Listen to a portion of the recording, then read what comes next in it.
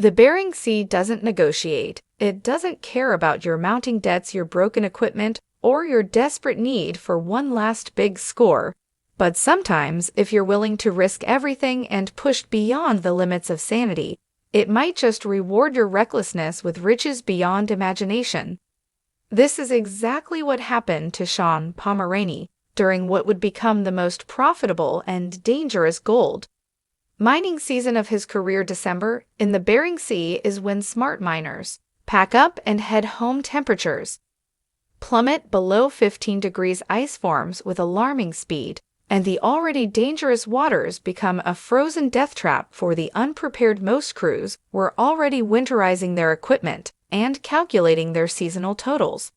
But Shawn wasn't most miners, and he certainly wasn't operating under normal circumstances. With a crushing $1.3 million debt hanging over his head like a financial guillotine, Shawn faced a choice that would define his legacy. He could follow conventional wisdom, call it a season, and hope that somehow the numbers would work out in his favor.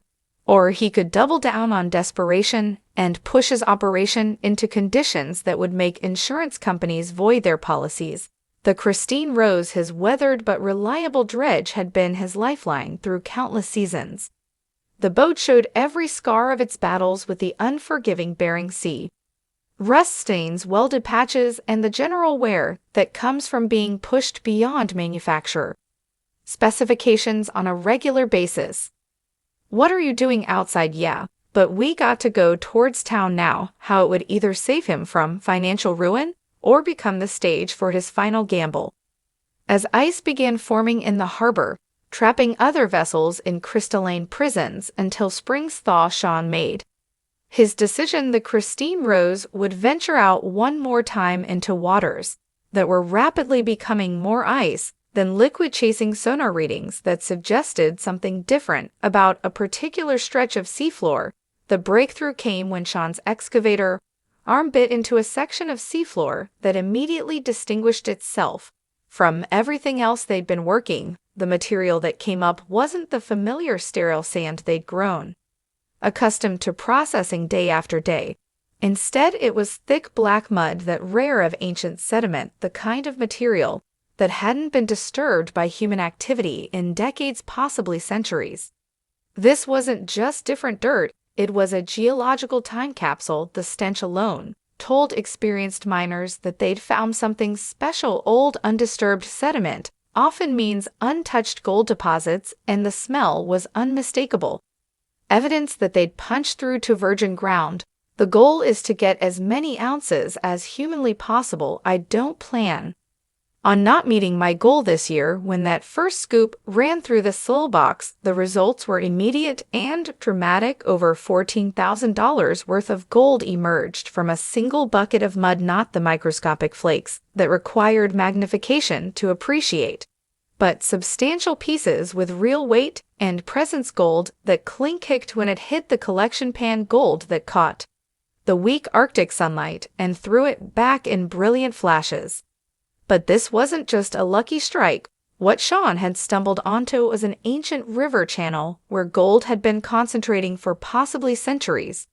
Rivers are nature's gold miners, carrying precious metals downstream and depositing them in natural collection points. When those rivers change course or dry up, they leave behind concentrated deposits that can make modern miners rich beyond their wildest dreams. The deeper they dug, the richer the material became, chunky gravel mixed with clay that sparkled even in the dim winter light. Each bucket brought up more evidence that they'd found a legitimate geological treasure trove, the kind of discovery that mining legends are built on. The Christine Rose wasn't designed for the punishment Shawn was about to inflict upon her.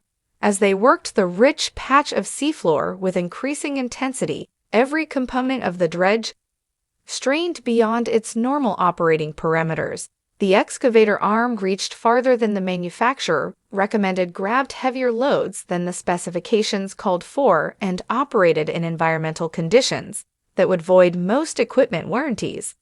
Metal groaned against metal as the arm dug deeper into the promising worked overtime pushing fluid through lines that were already showing signs of wear. The wash plant processed material at a rate that pushed its capacity to the absolute limit, its motors running hot and its screens vibrating with the constant flow of gold-bearing sediment. But the payoff was undeniable. Each bucket brought up more evidence that they'd found something truly special. The gold wasn't just present, it was abundant. Pieces that would have been considered exceptional finds on a normal day were becoming routine. The collection box filled with a speed that made even experienced miners shake their heads in amazement. Then nature decided to remind them who was really in charge. A massive sandbar began creeping across their worksite, carried by shifting currents that seemed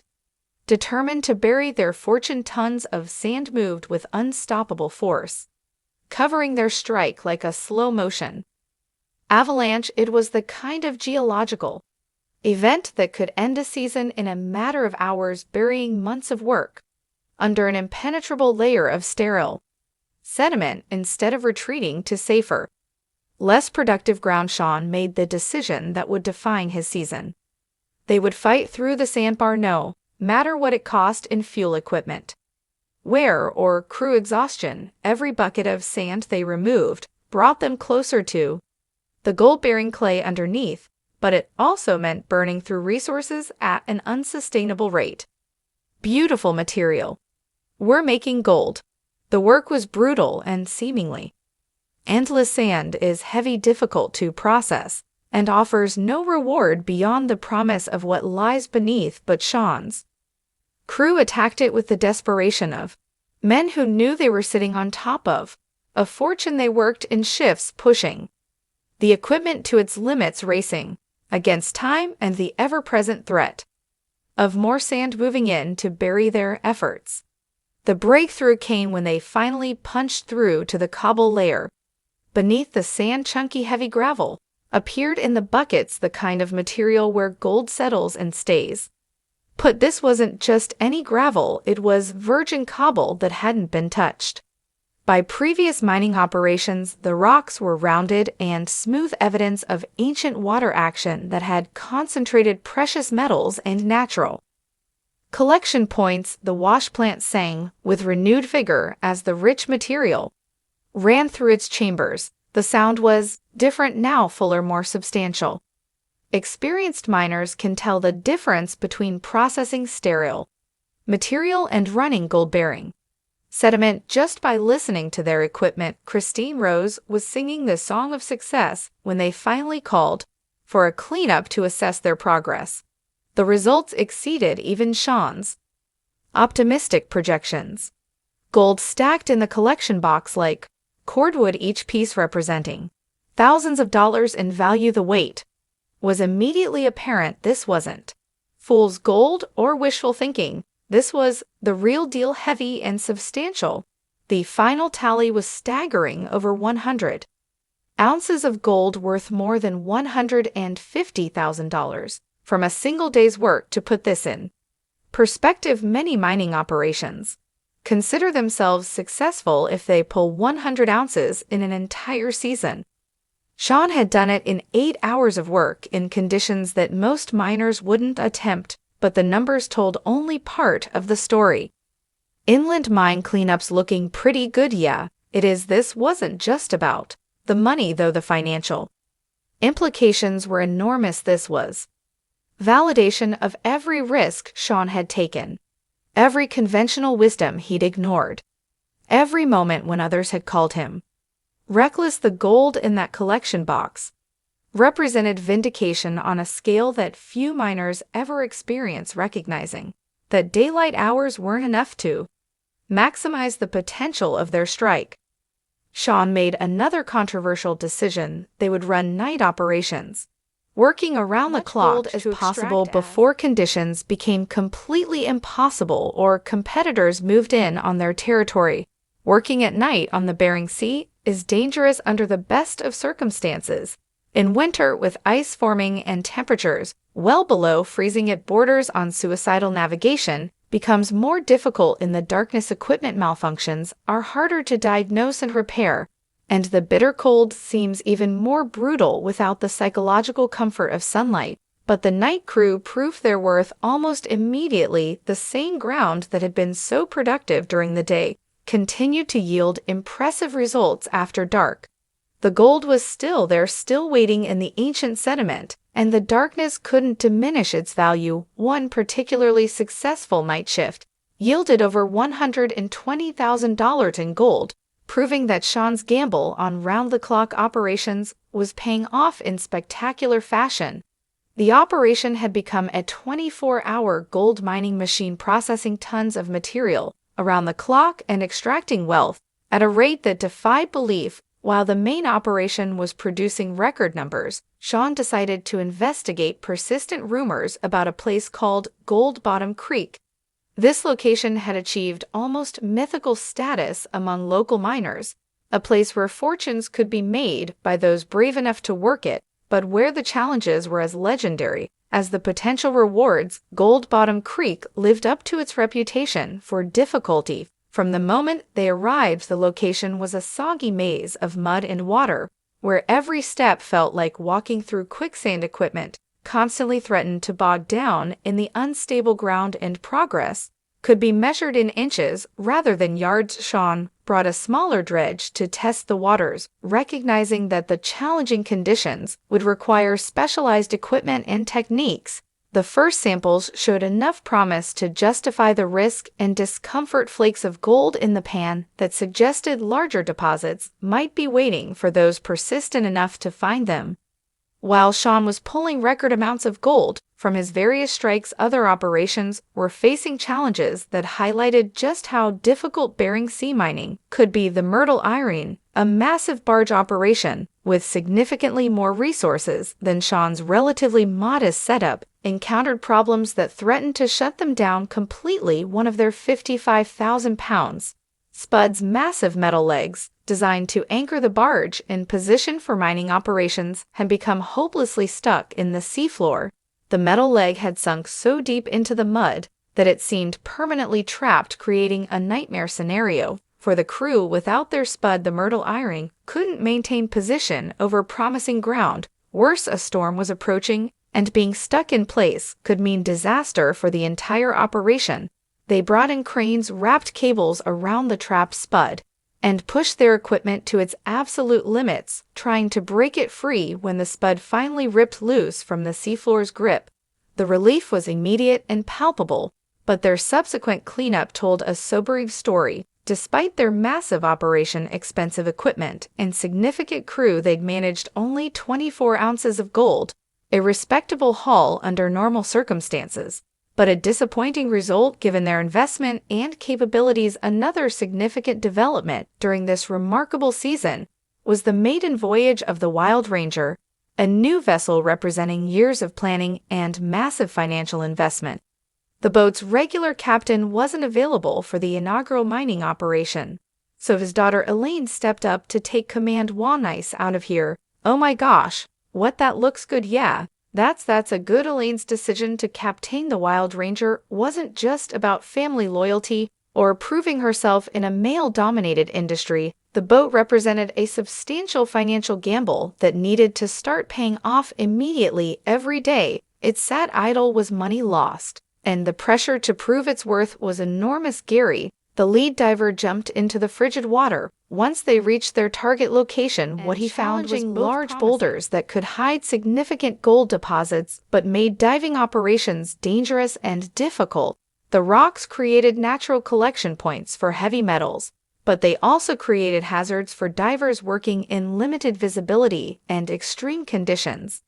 The Wild Ranger's first cleanup wasn't spectacular, but it proved several important concepts. The boat could work effectively in challenging conditions, the crew could function as a cohesive team, and the equipment could produce gold.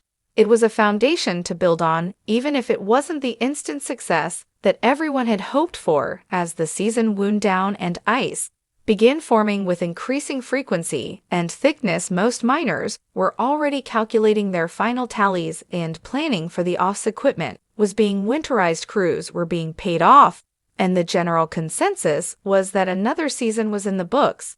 But Shawn wasn't ready to quit. The debt that had driven him to take such extreme risks was still there, and while his success had been remarkable, he needed one more big score to truly call the season a complete victory.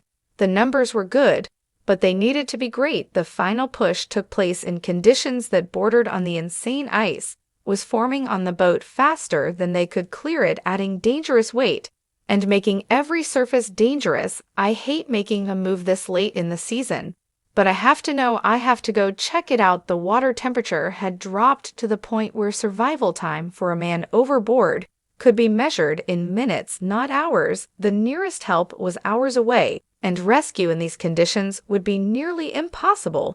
But the gold was still there, still waiting in the dark mud of the seafloor. Each scoop brought up more evidence that they'd found something truly special, a concentration of wealth that had been building for decades or possibly centuries. The ancient riverbed had become a natural vault, and Shawn held the only key. When the final cleanup of the season was complete, the numbers were almost too good to believe. Over 200 ounces of gold, worth more than $400,000 from their last day alone. But that was just the capstone on a season that had redefined what was possible in Bering Sea gold mining. The season total was staggering: over 3,000 ounces of gold, with a value exceeding $5.04 $4 million. It was the biggest haul in Shawn's career, and possibly one of the largest single-season takes in the history of the operation. The debt that had seemed unconquerable at the beginning of the season was not just paid off, but completely eliminated with money left over. The financial success was undeniable, but it came at a significant cost that couldn't be measured in dollars and cents. Shawn had pushed himself, his crew, and his equipment to the absolute breaking point. The Christine Rose bore the scars of a season that had demanded everything she had to give: stress, fractures, worn components, and the general fatigue that comes from being operated beyond design specifications. The crew was exhausted from months of working in conditions that tested the limits of human endurance. The physical toll was obvious, but the psychological pressure had been equally intense. Every day brought the possibility of equipment failure, weather emergencies, or accidents that could turn triumph into tragedy. In an instant, the risks taken weren't just financial. They were potentially fatal. Working in sub-freezing temperatures on dangerous waters with tired crews was a recipe for disaster. The line between success and catastrophe had been razor thin throughout the entire season, and luck had played as much of a role as skill in their ultimate success. Standing on the deck of his ice-covered boat, surrounded by containers full of gold, Shawn had achieved something that most miners only dream about. He'd beaten the sea, beaten the competition, and beaten the financial pressures that had threatened to destroy everything he'd built. But the question remained: at what point does determination become recklessness and success become an addiction that demands ever greater risks? The $5.04 $4 million season had set a standard that would be almost impossible to match, creating pressure for future operations that could be even more dangerous. The Bering Sea had given up its treasures reluctantly, and there was no guarantee it would be so generous again.